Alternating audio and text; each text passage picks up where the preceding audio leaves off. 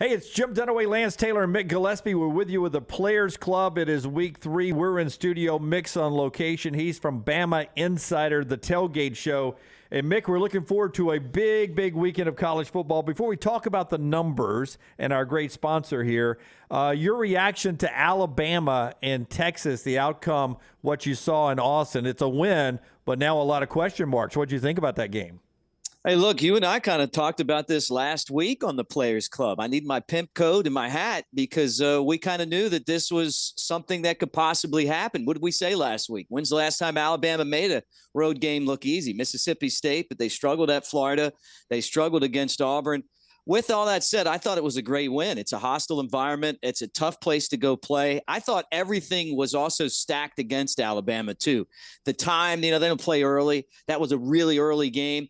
The temperature, look, it's hot in Tuscaloosa, but that's Texas heat, right? The officials, Big 12 officials, the road environment, no air condition, everything else. And at the end of the day, Alabama had one more point than Texas. So I think it's a good thing for Alabama. It also gives Nick Saban that teaching point that he loves so much. That's right. Teaching without the loss. Always win with our friends at Pearl River Resort Sportsbook at Timeout Lounge. They join the Players Club now each week, located at the Golden Moon Hotel and Casino over in Philadelphia, Mississippi. That's less than just a 2-hour trip from here in Birmingham. The Sportsbook and Timeout Lounge offers you a Vegas-style sportsbook. Now, guys, you can go in there and do traditional sports betting right there in Philadelphia, Mississippi. You can wager on all the professional sports, all the major college sports right there in a beautiful, new, renovated Timeout Lounge right there. From now until March Madness, I love this deal because we know how good the weather is here in the South. From now until March Madness, if you bet $50, you can play a round of golf at the Dancing Rabbit Golf Course, known as Mississippi's Augusta. It's a beautiful course. You can play that course for only $30 if you bet $50 right there in the sports book at the Golden Moon Casino. Play the game right now at the Golden Moon Casino. Glad to have them on board. If I was there this week, guys, Lance, Mick, I would put all my hard-earned money on Georgia Tech plus 16.5. Not one of the games we're going to play, but I love the Rambling Wreck and that many points. Oh, man. Georgia Tech has just been an awful product under Jeff Collins. And we like Jeff Collins on this show, but it's just been bad. And getting 16.5, I don't know if it's enough. I don't know enough about Ole Miss right now. They're still trying to figure out the quarterback situation. It looks like it's going to be Jackson Dart. He's played a little bit better than Luke Altmaier. I know this Jeff Sims is not a consistent quarterback for Georgia Tech. And as double-digit home dogs, they're 2-7-1 against the number this year. And how about this? Under Jeff Collins, they're only 10-25 against the number. That is the worst cover percentage in the ACC since Jeff Collins took that program over. Come on, Mick, ride with me. Jump in that Rambling Wreck with me. Come on. I'm with LT on this one. I mean, look, I get it. They had a moral victory for 3 quarters against Clemson, but this program stinks. I mean, you're talking about a group that used to run like the option, and they were kind of the only team that ran that, and then they're trying to switch over now. And I agree. I think Collins is a great coach, a great guy. He's awesome with the media. But I think Ole Miss is going to go in there and take care of business. Lane Kiffin finds a way to move the football. You're right. Dart's going to be the quarterback right now. They're going to score points. There's a lot of Ole Miss people that are heading there. I've heard there's just but they'll probably take over the stadium when it's all said and done. I don't think Georgia Tech's quite there yet. But what's funny is that both of these teams have, entirely new rosters because of the transfer portal. So, if Georgia Tech hit on these guys, maybe they actually make it a game. But I would take Ole Miss in the 16. I think they're going to win this game easily. Not one of our official plays here at the Players Club, brought to you by Pearl River Resort Sportsbook at Timeout Lounge right there in the Golden Moon Hotel, Philadelphia, Mississippi. Let's get to our 6 plays. Let's start with the number 1 team in the country. Mick, I'll start with you. Georgia, minus 24.5. Early game, 11 a.m. straight out of game day in Columbia against South Carolina. Look, Georgia made such a big statement against Oregon, and I mean, maybe they're a little inflated right now, but I'm worried about South Carolina after that physical loss, which I thought they played well against Arkansas last week, but they lost 2 of their best linebackers and edge rushers. Jordan Strachan's out. Mo Gabba Gabba. No, I'm just kidding. Mo Kappa's out as well. Both of them gone with ACL injuries, right? And I don't know that South Carolina really has that depth. I mean, I think Beamer's a great coach for them. Spencer Rattler, though, hasn't had a lot of time to throw. I'm not putting it on him. It's the offensive line. He's got 2 touchdowns and 3 picks. They're like no 60-yard rushers yet. They're getting like 2 yards per carry. And Georgia's defense hasn't allowed a touchdown yet. They're the only team in the country that can say that. They're physical, and then you're coming off of a physical game. South Carolina 1-9 their last 10 games against ranked opponents. I hate giving up points, and we'll talk about that each and every week. I cannot stand giving up points, especially in conference games, but I just think that Georgia knows that they can lose this game. It happened a few years ago. They're going to be ready to go on Saturday. You hate giving up points. It's 24.5. This is a big number. So big. Second largest spread Georgia's had against South Carolina since 1978. You mentioned the fact they've yet to give up a touchdown. We thought this Georgia defense was so good through 2 games last year where they were giving up 5 points per game. They're giving up 1.5 points per game through 2 games. This defense has been lights out. With that said, Kirby Smart only 11-18 against the number as a 20-plus point favorite. I think Rattler can make some plays. I mean, this is one of those scary games, but I'm going to take the 24.5. That's always a good environment in Columbia. It used to be a really good rivalry. We saw Georgia get upset just a couple of years ago to South Carolina. That was the only loss Kirby's ever had as a 20-plus point favorite. But I'm gonna lean South Carolina here plus 24.5. I'll ride with Mick and the Dogs there. They're number 1 in the country. Let's go to Jordan-Hare Stadium, one of the biggest games in the country. The SEC on CBS starts at 2:30. Rumored of orange jerseys. We'll see when they come out of the tunnel. But it's definitely an all-Auburn, all-orange environment down there. Penn State comes in as the favorite, minus 3.5 at Auburn. LT, I'll start this one with you. Who do you like in this contest? Well, look, Tank Bigsby's averaging 6.8 yards per carry. He's really the only offensive weapon you've got with the Auburn Tigers right now. On the other side, you look at Sean Clifford, a 6-year quarterback. He's got the experience, a guy that beat Auburn last year up at State College. And now Nick Singleton's come on. Didn't play great his first game against Purdue, but 179 yards last week against Ohio. He's averaging over 10 yards a rush. If they can have a little balance on offense, I like Penn State. With all that said, Jordan-Hare, there's just something about the mystique there. When you're getting points in Jordan-Hare, I think it's going to be loud there. I'm going to take Auburn plus 3.5. I don't love this. I think Penn State's the better team, but for whatever reason, I get one of these weird feels. I like Auburn plus 3.5. What about you, Mick? I love the under in this game, like 47.5, but we got to pick the game. And I'm with you, Lance. It's so hard because I think Penn State's the better team, but I'm an Alabama guy. I've seen so many bad things happen to the Crimson Tide over the years at Jordan-Hare Stadium. I just don't think it's going to happen on Saturday. First off, Penn State 2-0 this year against the spread. They already went on the road and beat Purdue. That's a better team than Auburn. Auburn's last 2 games, Mercer and San Jose State, they've won, but they haven't looked good. Who's their quarterback? Is it TJ Finley, Robbie Ashford? I don't know. I don't think they know. I'm not into the 2-quarterback system. I like Manny Diaz, the defensive coordinator for Penn State. He knows the SEC. He's been in this environment before. And I really like Sean Clifford. I've ridden Penn State in the past to wins, right? I'm not wins on the field, but money wins, right?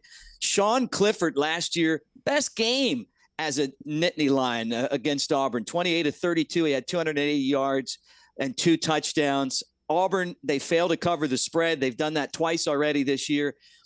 I get the orange jerseys. I remember, 2008? I went to Georgia and I watched Alabama and Georgia play. It was a blackout, right? Well, it turned out to be their funeral. All those gimmicks are great. They're cute. You're going to sell jerseys. You're going to make some money on merch. Penn State's the better team. And I know it's going to be right around the number. Just like that game last week with BYU and Baylor, I think this one's going to be right by the number. And in that case, I normally take the better team. And because of that, I'm going to trust Penn State's running game, James Franklin, and I'm taking the Nittany Lions. Golden Moon Hotel and Casino is where you find the Sportsbook at Timeout Lounge, Vegas-style Sportsbook right over at the Pearl River Resort Sportsbook and Timeout Lounge. They bring you the Players Club each week. Moving on to another great game in that 2:30 window, BYU in Autzen Stadium against Oregon. Oregon minus 3.5, 2:30 on Fox. Mick, I'll start with you. Can Bo Nix and the Ducks look better against the Cougars than he did against the Dogs? Yeah, look, last week I stayed up and watched the BYU Baylor game, and, I'll stand by it. I thought Baylor was going to be in the college football playoff, and I still think they're a good team. But I was surprised at just how big and strong and fast BYU's defense was. Like Baylor couldn't get anything going because every time they did, that defense would shut them down. We saw Oregon's worst day. They're not going to be nearly as bad as they were against Georgia, but I'm not buying in. Look, this is for Dan Lanning, his first top 25 matchup at home, and it's the first one that they've had in Oregon since 2018. That stadium's going to be lit. They're going to be really excited. But BYU's not afraid of the Pac-12. Last year they were 5-0 against the Pac-12. They took their hand and they gave them a knuckle sandwich, right? They beat Arizona and Utah State and Washington State and USC, and they hold a grudge against those teams because they weren't invited into their conference. I think they hold a grudge. 3-3 all time against the Ducks. When Oregon was really good, they played in the Las Vegas Bowl in 2006, and BYU crushed them 38-8. I know this is a road game.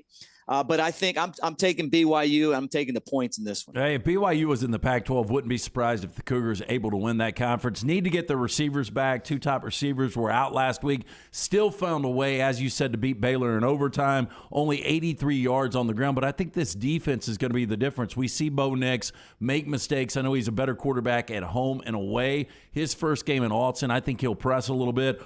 Oregon 10-19-1 against the number in September games since 2014. Worst cover percentage in the Pac-12. I gave you that number on Jeff Collins in the ACC.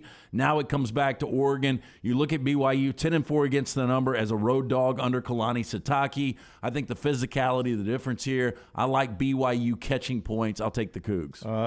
Put that hook deep in my cheek here, Mick, because I'm going to take Oregon at home and ride with Backyard Bo there. Let's move to another SEC game. 5 o'clock ESPN. The sun's going to find its home in the western sky eventually when the sun gets there. Maybe late in the half, but here comes Mississippi State. Everybody's darling, minus 2.5, taking on the home team, LSU, there in Baton Rouge. State's the favorite at LSU, minus 2.5. LT, I'll start with you.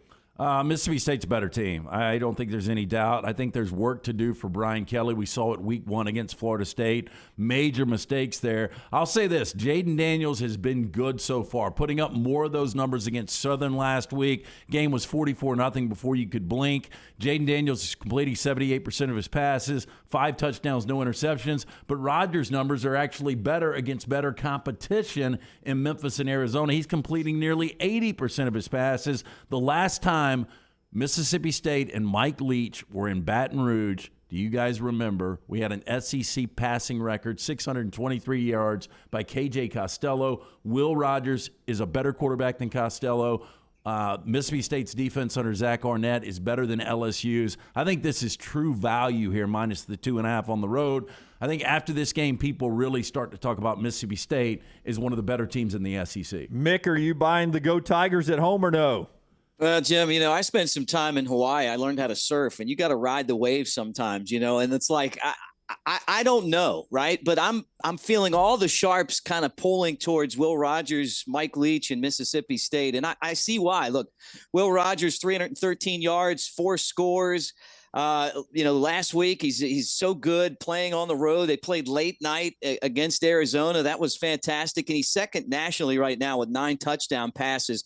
The other thing is that when you score 30 points and you're Mike Leach, you're 9-0 at Mississippi State. And I think they're going to score more than 30 points. Look, Florida State scored a bunch of points with their bad offense against LSU.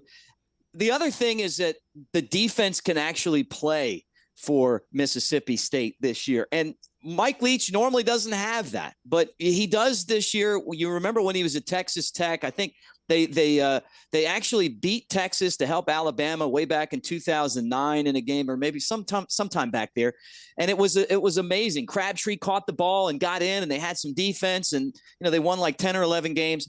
I think this one's going to be close. I don't think that Mississippi State's going to go in there and blow them out, but I think they win the football game, and I think they win it because of Will Rogers. You think they win it by more than 2.5?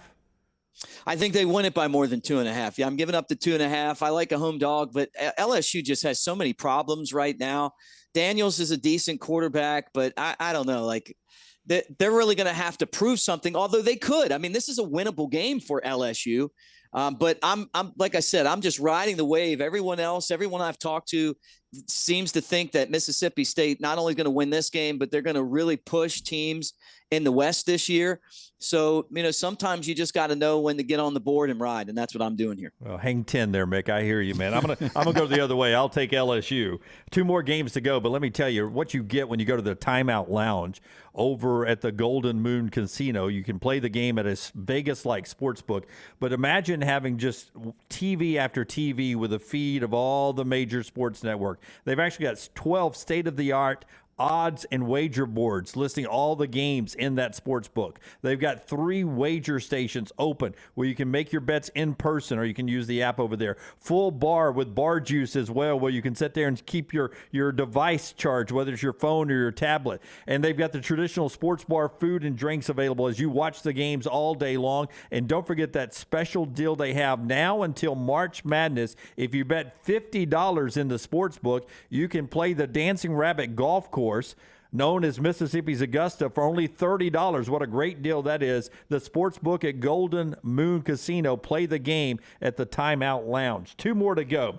Both of them under the lights. 7 o'clock only on the Longhorn Network in Austin. Back at the scene of the crime. It is Texas San Antonio, the Road Runners, against the Longhorns. LT, I'll start with you.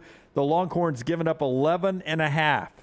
I think they're going to be flat. I really do. And, this is the first time Texas San Antonio's ever been to Austin. A lot of these guys weren't recruited by Texas. They wanted to play there.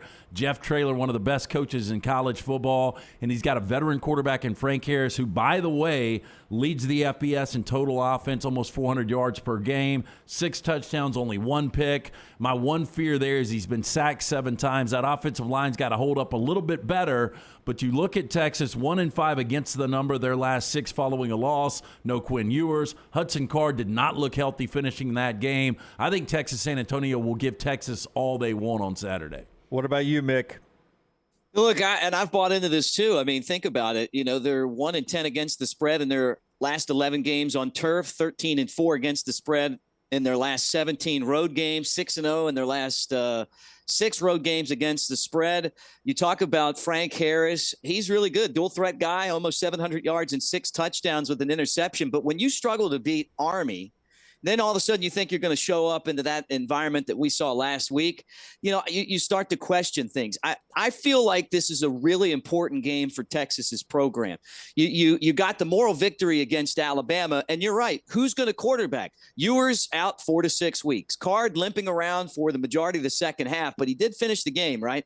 If it's not him, the third string guy's Charles Wright, and he's been taking the first team reps this week in practice. But I just feel like Texas will limit the explosive plays that Harris has. And I think that this is an important game for them. Bijan Robinson, we saw him last week. Alabama did a decent job of containing him. I don't think the Roadrunners are going to do that. And look, we all know the lesson. The Coyote never caught the Roadrunner. But this week, the Longhorn is. I'm taking Texas. I really feel like for Steve Sarkisian, this is one of the most important games that he's had as head coach. I don't think that they're going to lose the game. I just think that you go out there and you dominate on your home turf, and you can build your season around losing a close game to Alabama and then now establishing the fact that this is Texas.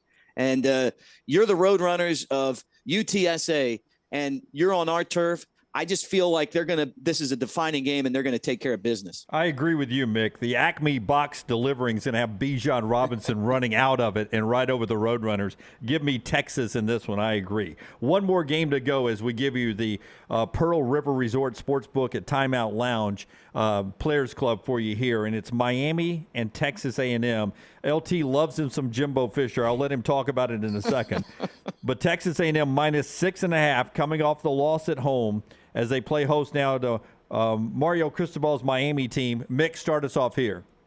It's just so hard for me with Jimbo Fisher after that clown press conference he had earlier this year talking about Nick Saban, and totally missing the point. And then this football program, and you go and lose to Appy State. I mean, these are games that you really have to win if you're a team that you're considering for a national championship bid, a playoff bid. They went out and they recruited well. And then last week they laid an egg.